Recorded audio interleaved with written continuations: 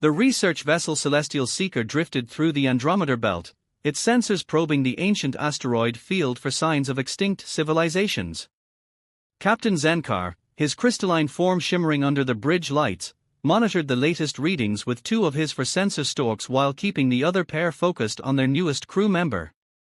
Dr. James Holbrook sat at his station, completely absorbed in analyzing data streams that would have overwhelmed most organic beings.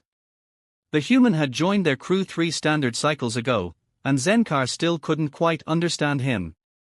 Humans were an enigma, physically unimpressive compared to many species, yet stories of their capabilities had begun circulating through the galaxy's outer rim. Captain, First Officer RYLT chittered from her station, her insectoid mandibles clicking rapidly.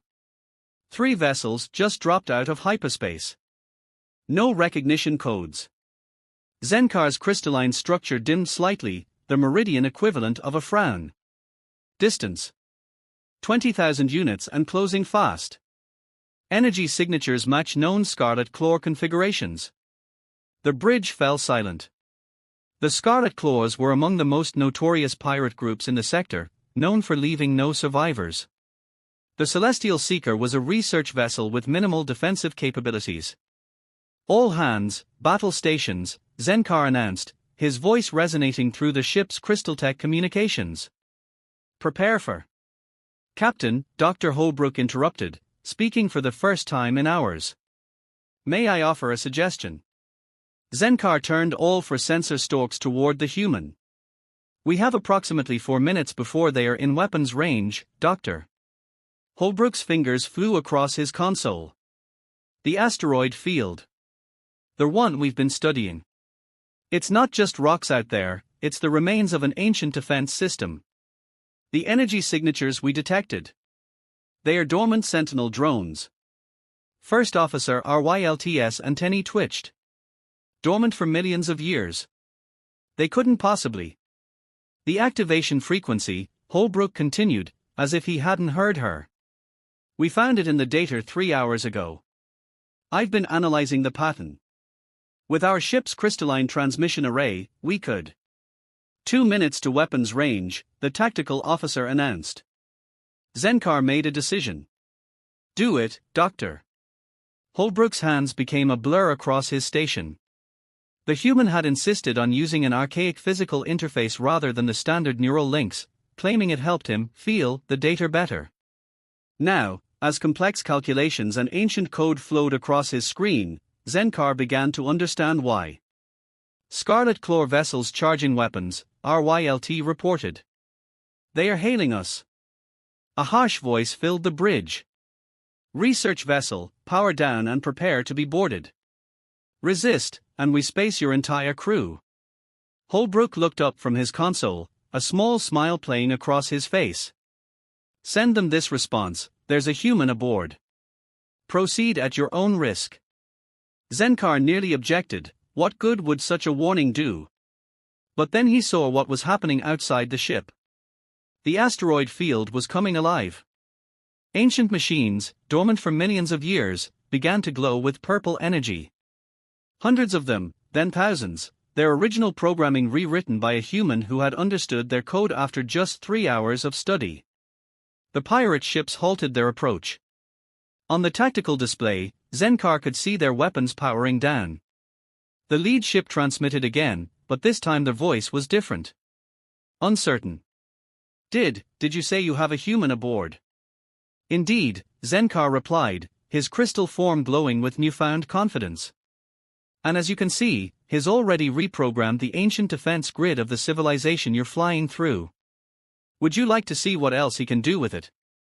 The pirate ships were already turning around, their engines flaring as they prepared to jump to hyperspace. Within moments, they were gone. The bridge crew stared at Holbrook, who had returned to his data analysis as if nothing had happened. Zenkar moved closer to the human station. Doctor, he said carefully, how did you know they would react that way to the presence of a human? Holbrook looked up, genuine confusion on his face. React what way? I just thought they should know they were about to start a fight they couldn't win. He gestured at his screen. Did you know these sentinels have enough firepower to destroy a small moon? The engineering principles are fascinating. I think with a few modifications, we could. Doctor, RYLT interrupted, her mandibles quivering. You reactivated and reprogrammed million-year-old alien technology in 3 hours. Well, yes. The base code was quite elegant, really. Reminded me of some projects I worked on in graduate school. Though their quantum encryption could use some work. As Holbrook continued his technical analysis, apparently oblivious to the stunned silence around him, Zenkar made 2 decisions. First, he would update the ship's registry to include a "human aboard" warning. And second, he would start recording everything this particular human did. After all, someone had to document how the legend began. Within days, the story spread across subspace channels and through space station bars. A single human had turned an ancient asteroid field into an impregnable fortress in minutes. The Scarlet Claws, terror of the Outer Rim, had fled at the mere mention of a human presence. And the human in question hadn't even considered it remarkable. When asked about it later, Dr. Holbrook would simply shrug and say he was more interested in studying the Sentinel's propulsion systems. This, somehow, made the story even more terrifying to those who heard it. The galaxy was learning an important lesson: humans weren't just dangerous because of what they could do. They were dangerous because they saw the impossible as simply another interesting puzzle to solve. The neon-lit cantina on Station Nexus 7 buzzed with the usual mix of traders, mercenaries, and various species seeking their fortune in the Outer Rim. Krasix, a veteran bounty hunter known for bringing in impossible marks, studied the latest bounty posting on her neural display while nursing a glass of fermented plasma. 5 million credits, she muttered, her scaled skin shifting colors with interest. For one human scientist. Across the table, her partner Dex Lon clicked his mandibles nervously. You haven't heard the stories about the Celestial Seeker? That human turned an entire asteroid field into a weapon. The Scarlet Claws won't even go near that sector anymore. Krasix's scales rippled with amusement. Stories grow in the telling, my friend. I've hunted Class 5 predators on Nexus Prime. I've captured Void Walkers. One human. Easy money. 3 days later, Krasix's confidence evaporated like atmosphere from a hull breach. Her state-of-the-art stealth ship hung dead in space, every system offline except basic life support. On her main viewer, the Celestial Seeker's bridge appeared, showing Dr. James Holbrook sitting casually at his station. Interesting approach, the human said, not looking up from his work. Using quantum-shifted frequencies to mask your engine signature. But you made one small mistake in the calculations. He tapped a few keys, bringing up a mathematical formula that made Krasix's head hurt. See that variable? Should have been carried to the 7th decimal place. Created a tiny ripple in spacetime. Fascinating, really. I've written a paper about it if you'd like to read it. Captain Zenkar's crystalline form shimmered with what might have been amusement. Doctor, perhaps we should focus on our guest. Oh, right. Holbrook finally looked up. Your ship's systems will restart in about 6 hours. I'd recommend updating your stealth algorithms. Also, your antimatter containment field has a microscopic fracture. Might want to get that checked out before it destabilizes. The transmission cut off, leaving Krasix staring at her reflection in the dark screen. She sent a message to her clients: double the bounty. Triple it. Doesn't matter. Find someone else. The stories spread faster after that. In the gambling dens of New Vegas Station, aliens wagered fortunes on tales of the human who could see through stealth fields and reprogram ancient tech. In the shadowy meetings of the Pirate Confederation, captains argued about whether to avoid all ships with humans or just the Celestial Seeker. Then came the Phantom Strike incident. The Phantom Strike was the personal vessel of Overlord Vexthra, a notorious pirate queen who had never failed to capture her prey. Her ship boasted technology stolen from a dozen advanced civilizations. Her crew was handpicked from the most ruthless raiders in 3 sectors. She lasted exactly 4 minutes against the Celestial Seeker. The first minute was spent watching in horror as her unbreakable encryption was unraveled by what the human later described as an interesting variation on basic quantum mechanics. The second minute was wasted trying to launch fighters that suddenly found their navigation systems speaking an ancient Martian dialect. In the third minute, Vexthrar attempted to fire her main weapons, only to discover they had been reprogrammed to play something the human called disco music. By the fourth minute, the mighty Phantom Strike was being towed back to the nearest station by its own tractor beam, which now responded only to commands written in perfect iambic pentameter. When asked about the incident later, Dr. Holbrook simply said he'd been conducting an experiment in quantum harmonics and the pirate ship had provided an excellent test subject. He then launched into a detailed explanation of his research that caused 3 xenolinguists to request stress leave. Captain Zenkar found himself adding to the ship's registry, warning, human science officer aboard. Attacking this vessel may result in total systems failure and/or spontaneous physics reorganization. The warning was unnecessary. No pirate would come near them now. Instead, they received a different kind of attention.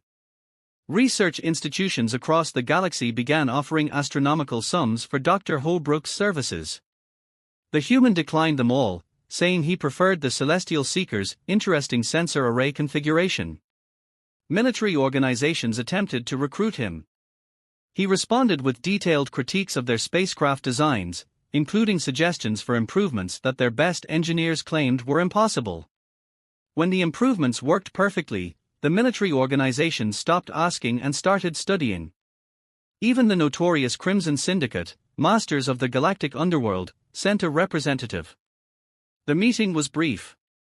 The representative returned with a 1,000-page dissertation on the theoretical physics of faster-than-light travel, which Holbrook had apparently written while waiting for them to arrive. "I don't understand," First Officer RYLT said one quiet shift. "Why do you stay with us? You could command any ship, lead any research facility." Holbrook looked up from where he was casually rewriting the laws of thermodynamics. "The coffee machine here makes perfect coffee. Do you know how rare that is? Besides," he gestured at his cluttered workstation, "I'm finally making progress on understanding how your crystalline communication system interfaces with quantum probability fields. Did you know it technically breaks causality every time you send a message? The implications for information theory are incredible." RYLT shared a look with Captain Zenkar. They had learned that when Dr. Holbrook said something was incredible or fascinating, it usually meant he was about to do something that would generate new warnings in the ship's registry. Sure enough, 3 days later, they had to add, "Note, attempts to scan this vessel may result in unexpected temporal phenomena and/or spontaneous enlightenment regarding the nature of reality." The legend of the human aboard the Celestial Seeker grew, but those who knew him best understood the truth. Dr. James Holbrook wasn't trying to be legendary. He was just curious. And somehow, that was even more terrifying to the galaxy at large. In the shadows of an abandoned space station orbiting a dying star, the largest gathering of pirate lords in galactic history took place. 12 major factions, 37 independent captains, and even representatives from the mysterious Deep Space Consortium had assembled for one purpose: to address the human problem. "This has gone too far," growled Admiral Blackfang, his cybernetic eye glowing red in the dim light. "One human has made the Outer Rim hunting grounds practically worthless. Ships are adding 'human aboard' warnings to their registries even when they don't have one." Overlord Vexthrar, still smarting from her encounter with the Celestial Seeker, raised a tentacle. "The stories are true. I lost my flagship to their human. He turned my weapons into music makers." She shuddered, causing ripples in her chromatic skin. "Then we strike together," declared Captain Marzul of the Shadow Fleet. "Overwhelm them with numbers. Even a human can't fight an armada." They spent 3 days planning the attack. 60 ships. The finest illegal tech from a dozen worlds. Everything they could muster to prove that humans weren't the invincible beings they'd been made out to be. They found the Celestial Seeker doing research near the Quantum Nebula, a region of space where the laws of physics went on holiday. Dr. Holbrook was outside in a maintenance suit, apparently making adjustments to the sensor array. "Surrender your human," Admiral Blackfang transmitted. This time, you're outnumbered 60-1. On the Celestial Seeker's bridge, Captain Zenkar's crystalline form dimmed with concern. Doctor, perhaps you should come inside. They have us surrounded. Just a minute, Holbrook's voice crackled over the comm. I think I've almost figured out why the nebular's quantum fluctuations don't follow standard probability matrices. It's really quite elegant. Doctor, First Officer RYLT chittered nervously, there are 60 heavily armed ships pointing weapons at us. Oh, right. The pirates. There was a pause. Hey, would any of you be interested in helping me test a theory about quantum entanglement? Admiral Blackfang's laugh boomed across the command channel. Your reputation for eccentricity does you credit, human. But not even you can fight an armada. Fight? Oh no, I just need some mass for the experiment. Your ships are positioned almost perfectly already. Just need to adjust a few vectors. Holbrook's fingers flew across the portable console attached to his suit. Warning lights suddenly flashed across every pirate vessel. Systems screamed alerts in a dozen languages. Energy readings went haywire. What's happening? Demanded Marzul.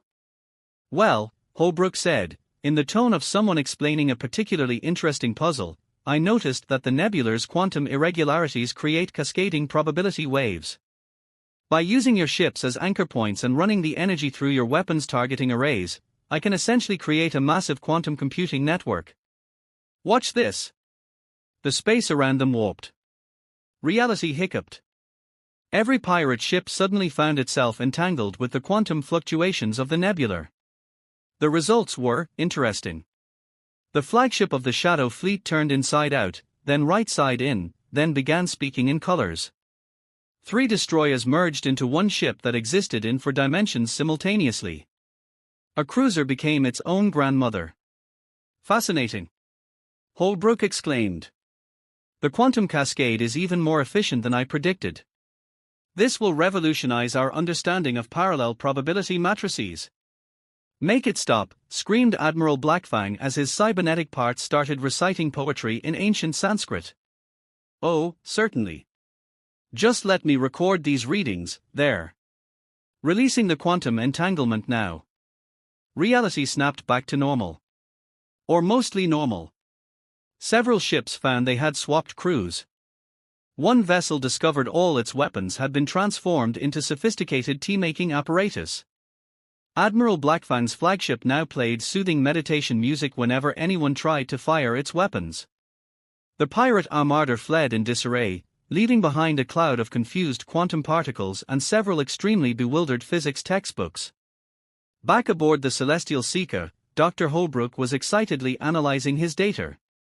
The implications for quantum computing are revolutionary. And did you see how the probability matrices realigned? I think we can use this to improve our coffee machine's efficiency by at least 15%. Captain Zenkar and First Officer RYLT exchanged looks. They'd learned that when Holbrook focused on improving the coffee machine, it was best to hold onto something solid. The story of the failed Armada attack spread quickly, growing with each retelling. Some said the human had turned space itself into a weapon. Others claimed he had rewritten the laws of physics because the existing ones had annoyed him. A few suggested he had merely been conducting a routine experiment and the pirates had gotten in the way. The truth, as usual, was somewhere in between. And somehow more terrifying than the rumors. New warnings appeared in ship registries across the galaxy. Caution, human science officers may cause unexpected quantum phenomena. Side effects may include reality distortion, temporal displacement, and spontaneous tea production. In the pirate havens, a new rule was added to the code: never interrupt a human during an experiment. The universe may take offense. Dr. James Holbrook remained oblivious to his growing legend, too busy writing a paper titled Practical Applications of Quantum Entanglement in Beverage Production, a case study in coffee optimization. Captain Zenkar had the paper classified as a potential superweapon. The Galactic Commerce Authority held its emergency session in a reinforced bunker 50 levels below New Geneva Station. The reason for such precaution sat calmly at the witness table: Dr. James Holbrook, sipping coffee from his quantum-enhanced mug while representatives from 100 worlds argued about him. "The situation is untenable," declared Ambassador Cathrix of the mercantile worlds. "Trade routes are being disrupted because ships are claiming human protection without verification. We need regulation." "Regulation," scoffed Trade Minister Voss, her crystalline form pulsing with agitation.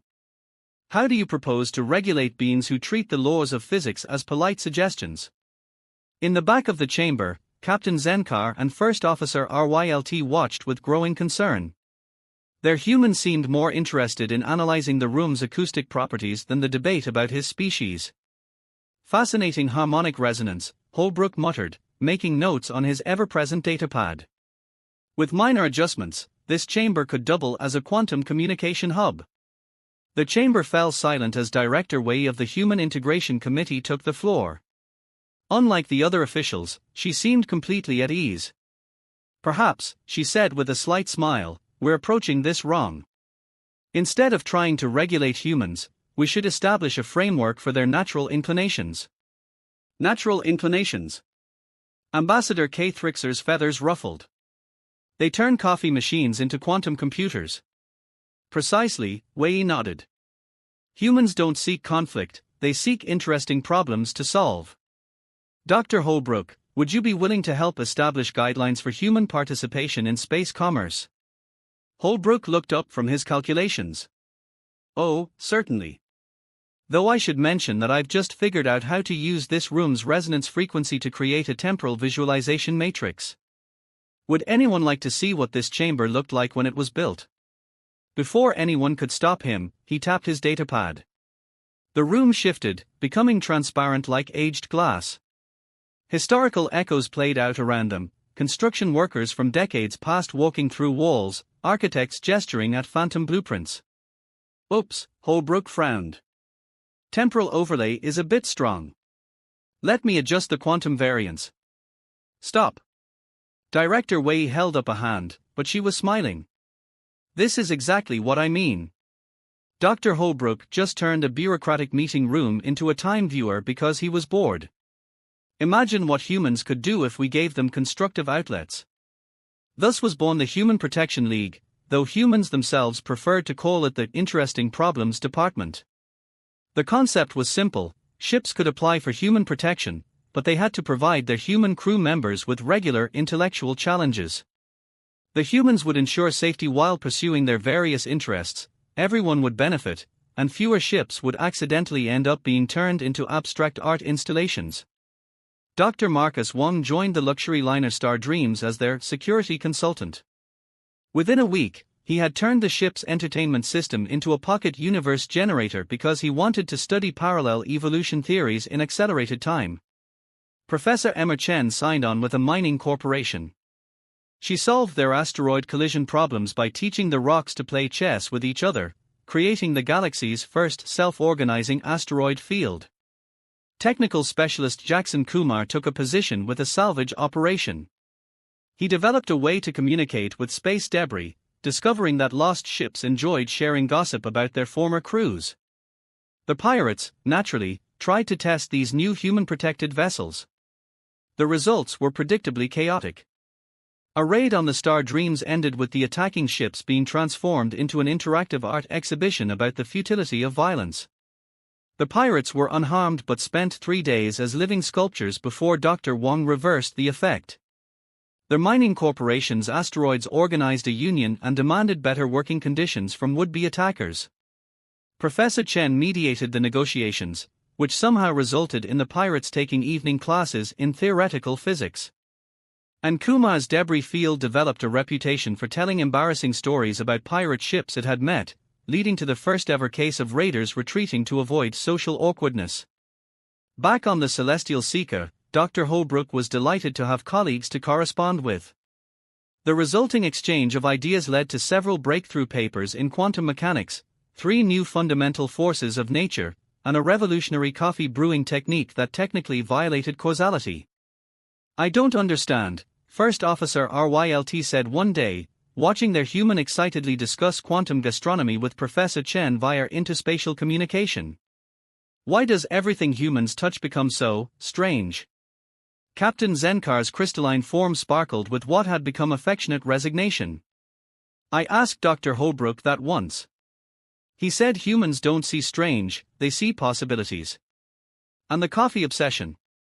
Apparently, they needed to think properly. I've classified their coffee machines as strategic resources. The Human Protection League grew, each new member adding to the legend. Ships under human protection began displaying a special symbol, a coffee cup surrounded by quantum probability waves. Pirates called it the mark of interesting times and gave such vessels a wide berth. Some claimed humans were living weapons. Others said they were agents of chaos. But those who worked with them knew the truth: humans were simply curious beings who saw the universe not as it was, but as it could be. And if reality occasionally had to adjust itself to accommodate their ideas, well, that was just part of making the galaxy a more interesting place. In his lab aboard the Celestial Seeker, Dr. Holbrook put the finishing touches on his latest paper, Quantum Coffee and the Nature of Reality, a Unified Theory of Everything, with recipes. The universe held its breath, wondering what would happen when he published it. The coffee machine purred contentedly, brewing drinks that technically existed in 5 dimensions simultaneously. Just another normal day with humans in space. The greatest pirate gathering since the Quantum Nebular incident was taking place, but this time the location was unprecedented, the main conference hall of the Celestial Seeker. Captain Zenkar's crystalline form flickered with nervous energy as he watched notorious raiders and infamous pirates file into the room, each wearing an expression that mixed fear, curiosity, and resignation.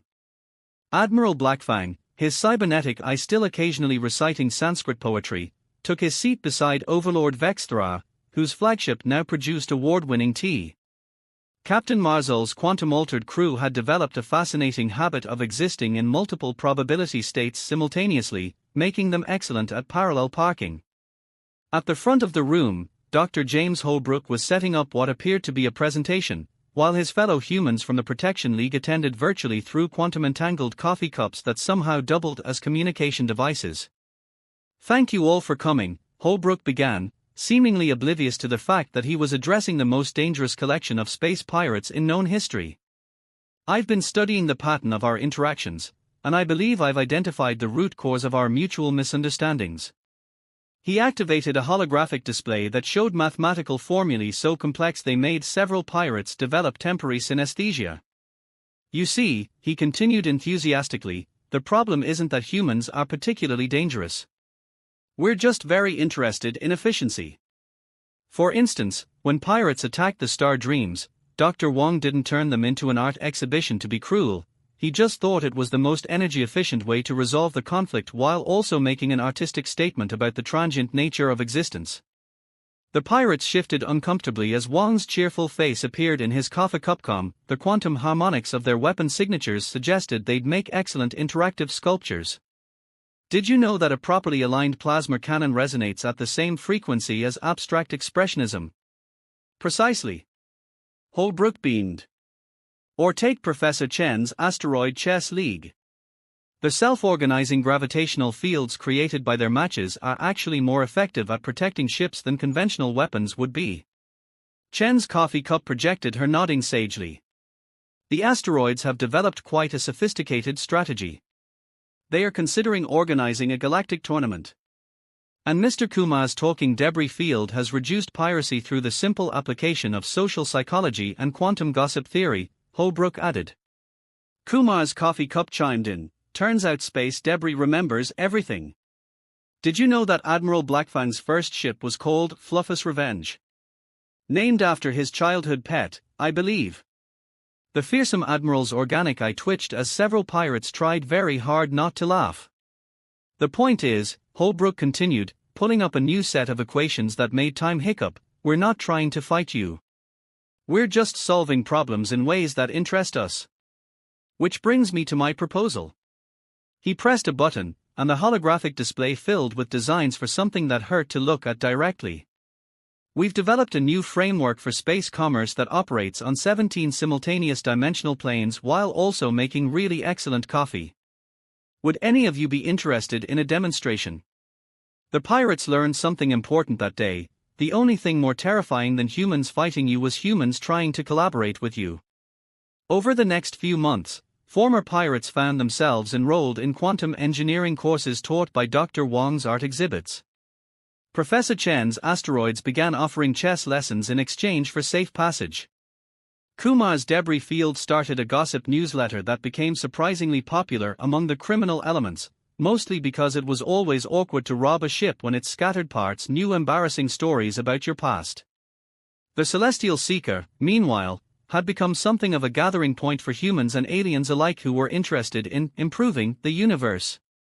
Captain Zenkar had given up trying to understand what his human crew member was doing and simply added a new section to the ship's rules. If Dr. Holbrook says, "Watch this," find something solid to hold onto.